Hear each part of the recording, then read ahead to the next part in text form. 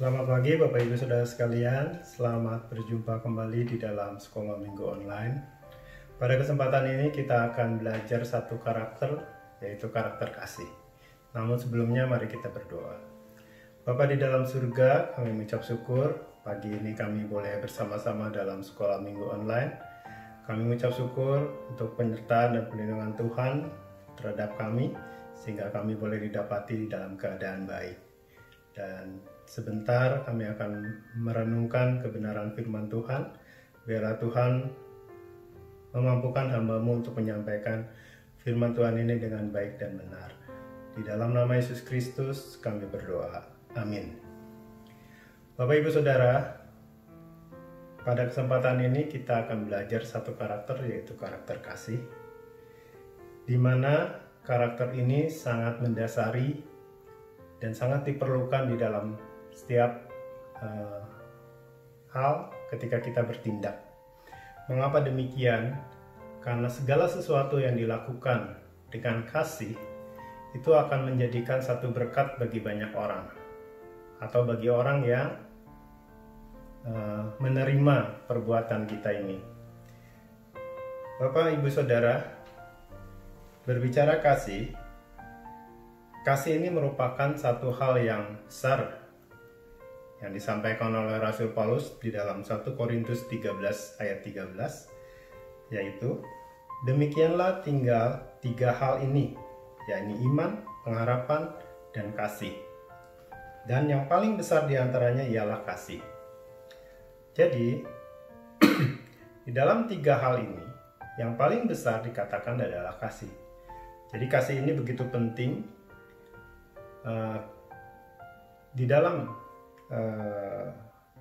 begitu penting di dalam keberadaan kehidupan kita ini. Jadi tidak salah ketika sekolah minggu, panitia sekolah minggu memberikan satu pengajaran tentang karakter kasih. Bapak Ibu Saudara, kasih itu seperti apa sih? Di dalam 1 Korintus 13 ayat 4-8, di situ dikatakan bahwa kasih itu sabar, kasih itu murah hati, ia tidak cemburu, ia tidak memegahkan diri, dan tidak sombong. Ia tidak melakukan yang tidak sopan, dan tidak mencari keuntungan diri sendiri. Ia tidak pemarah, dan tidak menyimpan kesalahan orang lain. Ia tidak bersukacita karena ketidakadilan, tetapi karena kebenaran. Ia menutupi segala sesuatu, percaya segala sesuatu, mengharapkan segala sesuatu, sabar menanggung segala sesuatu. Kasih tidak berkesudahan, nubuat akan berakhir, bahasa roh akan berhenti, pengetahuan akan lenyap. Jadi, kasih yang diajarkan Tuhan adalah kasih yang memiliki kesabaran, kasih yang memiliki kemurahan hati, dan juga dikatakan di sini kasih tidak berkesudahan. Kasih akan berlanjut walaupun semuanya berakhir. Bapak, Ibu, Saudara, ketika kita melihat satu pengorbanan yang dilakukan oleh Yesus Kristus, di sini kita diajarkan tentang satu kasih yang besar, yang luar biasa, yang dilakukan oleh Yesus terhadap manusia, yaitu terhadap kita semua. Mengapa demikian? Yesus mati di kayu salib untuk menebus dosa-dosa manusia. Yesus melakukan hal ini ketika manusia masih hidup di dalam dosa. Artinya, kehidupan manusia saat itu adalah kehidupan yang tidak menyenangkan bagi Allah. Tetapi kita bisa melihat walaupun keberadaan manusia tidak menyenangkan hati Allah, Allah tetap mempunyai prinsip untuk mengasihi manusia. Mengapa demikian?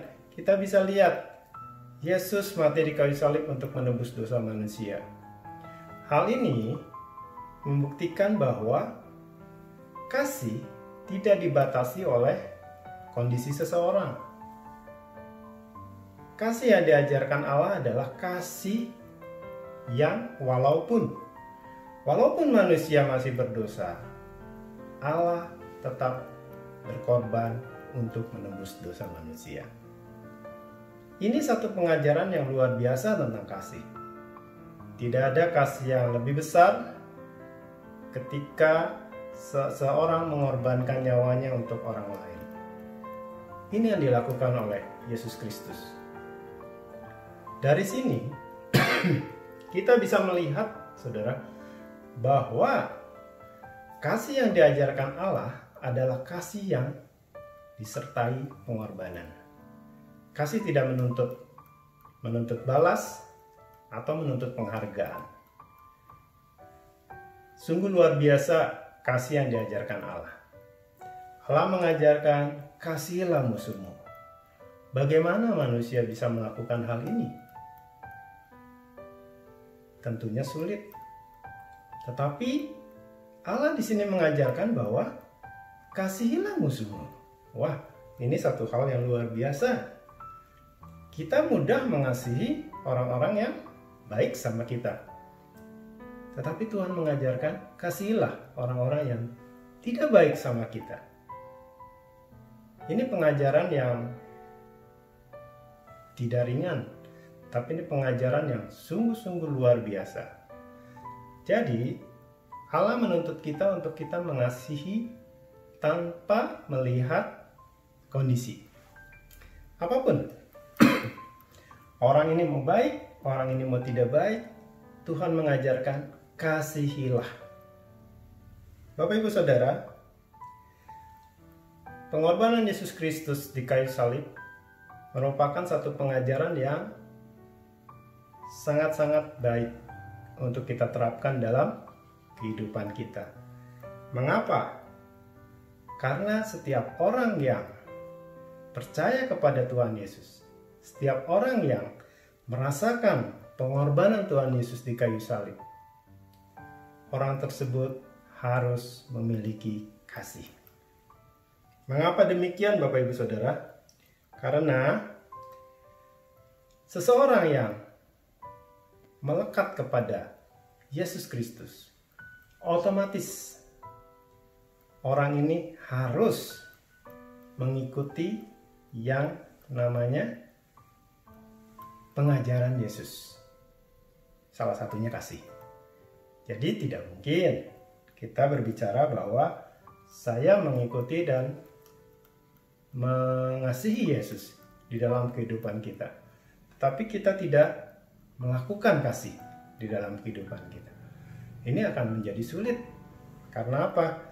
Karena Yesus sendiri adalah kasih. Yesus Allah adalah kasih. Jadi tidak mungkin kita yang berkata mengasihi Allah tidak mengasihi sesama kita. Itu tidak mungkin, Bapak Ibu Saudara. Kemudian, jadinya harus bagaimana supaya kita bisa mengasihi? Ada satu hal yang perlu diingat. Di dalam 1 Yohanes pasal 4 dikatakan bahwa karena Allah itu sendiri kasih. Allah itu sendiri kasih. Jadi artinya ketika kita mau supaya kita bisa mengasihi, kita harus melekat kepada Allah. Tidak ada satu cara lain ketika kita ingin mengasihi, kita harus melekat kepada Allah. Supaya kita memiliki karakter kasih di dalam diri kita, kita harus melekat kepada Allah. Ini satu-satunya cara karena dikatakan bahwa kasih itu adalah Allah dan Allah itu adalah kasih itu sendiri. Jadi kasih dan Allah tidak bisa dipisahkan. Nah, kalau kita melekat kepada Allah yang sumber kasih, kita akan memiliki kasih yang diajarkan oleh Allah. Karena kita memiliki kasih yang diajarkan oleh Allah, otomatis kita bisa memberikan kasih kepada orang lain. Tetapi bagaimana kalau kita tidak memiliki kasih yang diajarkan oleh Allah? Tentunya kita tidak bisa memberikan kasih kepada orang lain karena kita tidak memilikinya. Tetapi ketika kita memiliki kasih, pasti kita bisa memberikan kasih itu kepada orang lain karena kita memilikinya. Jadi Bapak Ibu Saudara, di dalam hal ini begitu pentingnya kita melekat kepada Allah. Sehingga hari demi hari, waktu demi waktu, karakter kasih di dalam diri kita akan terbentuk dengan baik. Karakter kasih ini sangat penting Bapak Ibu Saudara, karena di dalam setiap hal kasih ini tidak bisa dilepaskan. Kasih ini sangat diperlukan. Contoh, di dalam keluarga. Di dalam keluarga, kalau tidak ada kasih, bagaimana jadinya? Setiap anggota keluarga, baik itu laki-laki yang berperan sebagai suami dan ayah, baik itu perempuan yang berperan sebagai ibu dan istri, begitupun dengan anak, masing-masing pribadi harus memiliki kasih. Untuk apa? Untuk menciptakan satu keluarga yang baik, satu keluarga yang harmonis, satu keluarga yang saling memperhatikan satu sama lain. Jadi begitu pentingnya karakter kasih ini berada di dalam setiap anggota keluarga. Seorang ayah yang memiliki kasih pasti akan dirasakan oleh anak-anaknya, dan anak-anak akan bersukacita atas apa yang dilakukan oleh ayahnya. Begitupun seorang suami, ketika dia memiliki kasih, akan dirasakan oleh istrinya, sehingga istrinya akan memiliki satu kebahagiaan. Begitupun dengan sebaliknya, istri dan anak-anak akan dirasakan oleh suami atau ayahnya ketika mereka memiliki kasih di dalam dirinya. Seberapa penting sih kasih dalam keluarga ini? Sangat penting Bapak Ibu Saudara. Ketika satu keluarga memiliki kasih, anggota keluarga ini bisa membagikan kasih kepada orang-orang lain, baik di dalam lingkungan pekerjaannya, baik di dalam lingkungan kampusnya atau sekolahnya, lingkungan gereja, atau bahkan lingkungan masyarakat di sekitarnya. Kenapa? Karena keluarga ini sudah memiliki kasih Kristus. Karena memiliki, keluarga ini bisa membagikan kepada orang lain. Jadi kasih ini sangat penting di dalam kehidupan kita, apalagi kita sebagai orang-orang yang mengikuti Yesus, yang sudah lahir baru, yang sudah diselamatkan oleh Yesus Kristus melalui pengorbanannya di kayu salib. Jadi ketika keluarga memiliki kasih di dalam pribadinya, ini akan membuat suatu berkat yang luar biasa bagi orang-orang di sekitarnya. Jadi karakter kasih ini perlu kita tanamkan dalam diri kita, karena karakter kasih ini akan membawakan sukacita yang besar bagi diri kita sendiri maupun orang lain. Kasih yang diajarkan Yesus adalah kasih yang tanpa pamrih, kasih yang tidak perlu dibalas. Jadi Bapak Ibu Saudara bisa melihat bahwa kasih dunia dan kasih yang diajarkan Yesus Kristus adalah berbeda. Kasih dunia seringkali menuntut balas. Kasih dunia seringkali membawa kita kepada hal-hal yang tidak baik. Karena seringkali dunia mengajarkan bahwa ketika kamu mengasihi saya akan lebih mengasihi Anda. Ketika saudara tidak baik kepada saya akan lebih tidak baik kepada saudara. Itu kasih yang diajarkan oleh dunia. Tetapi kita sudah tahu bahwa kasih yang diajarkan oleh Yesus Kristus adalah kasih tanpa pamrih. Mau Bapak Ibu Saudara dalam keadaan baik atau tidak baik, saya tetap harus mengasihi Bapak Ibu Saudara. Jadi, apa yang diajarkan oleh Yesus Kristus melalui kasih ini adalah satu hal yang sangat baik. Dan ini diperlukan Bapak Ibu Saudara dalam kehidupan kita semua. Jadi mari kita sama-sama membentuk karakter kasih di dalam diri kita. Supaya apa? Supaya kita menjadi berkat yang benar bagi banyak orang.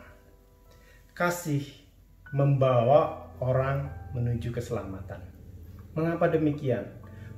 Ketika seseorang yang belum percaya Yesus melihat dan merasakan kasih kita, mereka akan bertanya, kenapa kasih yang diajarkan dan kasih yang dirasakan ini berbeda dengan kasih dunia ini?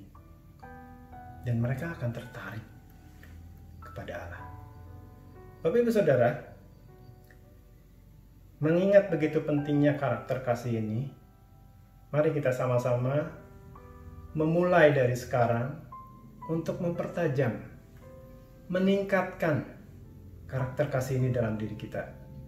Tadi disebutkan bahwa supaya kita bisa mengasihi, kita harus melekat kepada Allah. Artinya apa? Setiap hari, setiap waktu, kita harus tetap dekat dengan Allah. Membaca firman Tuhan, berdoa, itu merupakan satu hal yang bisa membentuk kedekatan kita dengan Allah. Sehingga kita bisa membentuk karakter kasih di dalam diri kita. Jadi mari Bapak Ibu Saudara, mari sama-sama maju untuk membentuk satu pribadi yang luar biasa, baik di mata Allah maupun di mata sesama kita. Karena kita memiliki kasih dalam hidup kita. Kita memiliki karakter yang luar biasa, yaitu karakter kasih dalam diri kita. Hal ini jangan dilupakan dalam kehidupan kita. Karena ini merupakan dasar ketika kita mau melakukan segala sesuatu terhadap sesama kita. Jadikan satu keluarga yang memiliki kasih untuk menjadi berkat bagi banyak orang. Mari kita berdoa. Bapa di dalam surga, terima kasih untuk pengertian yang boleh kami dengar tentang kasih. Biarlah Tuhan, mampukan kami untuk kami memiliki karakter kasih di dalam diri kami masing-masing, sehingga kami boleh semakin hari semakin dimampukan untuk mengasihi. Dan mampukan kami Tuhan, melalui Roh Kudus dalam diri kami masing-masing, untuk kami terus bertumbuh dalam kasih, sehingga kami boleh menjadi berkat bagi banyak orang dan nama Tuhan boleh dipermuliakan. Terima kasih Tuhan Yesus, di dalam nama-Mu kami berdoa. Amin. Terima kasih Bapak Ibu Saudara, selamat pagi, Tuhan Yesus memberkati.